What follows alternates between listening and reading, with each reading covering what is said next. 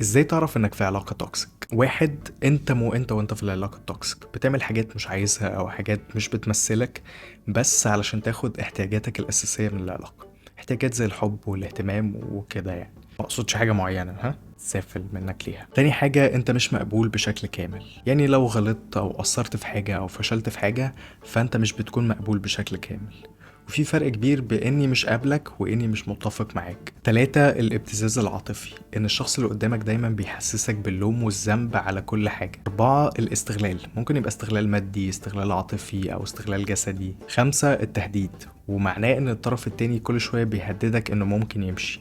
طب ما يمشي يا أخي، ده يبقى ربنا نجاة هنوسة. ستة، إن الطرف التاني يبقى معتمد عليك بشكل كلي، أو العكس إن أنت معتمد على الطرف التاني بشكل كلي. سبعة وآخر حاجة، إن أنت بتلاقي نفسك بتلعب دور من التلاتة دول، يا إما بتلعب دور الجاني أو الضحية أو المنقذ. دي معظم الحاجات اللي بتقولك إن أنت في علاقة توكسيك ومحتاج تحترم نفسك.